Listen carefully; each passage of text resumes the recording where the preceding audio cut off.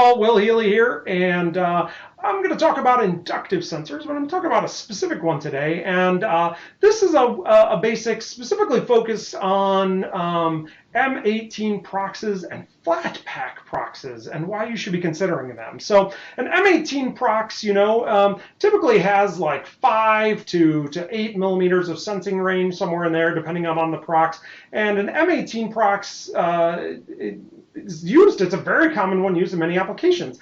And the M18 is the threads around it, and every time you turn it 360 degrees, it moves up or down 1 millimeter. And so it's really nice that you can adjust it up and down. But one thing that's really annoying, this is a shorty one, but if you have a longer or more standard traditional length, it can be more than 2 inches long, plus you add a connector to the end of that. This can take up a lot of space in a fixture.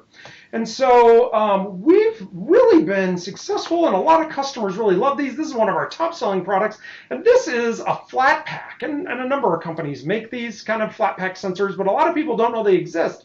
And the Flatpack sensor has similar sensing range to an M18, because remember, the size of the coil is what matters about the sensing range. So the sizes of the coils are going to be about the same in these, but it gets you the sensing distance you need of an M18, but in a much more compact style and format. So you can get this into much tighter fixtures and much tighter positions than you can in other applications. I mean, the one thing about this, though, is wherever you mount it, that's a fixed distance, right? The nice thing about M18 threads is you turn it 360 degrees, you move it up or down 1 millimeter. But this, wherever you put your holes in your mount and your tooling, that's where the sensor is. It's not super adjustable. Some people will be able to move them back and forth a little bit, or I guess you could put a shim in there, but generally they're kind of in a fixed mounting place. So they each have their place, and they're some of our most selling sensors. And just like you can get in an M18, you can get a Flatpack with a ceramic face and a welding cable. You can get it with a special glass composite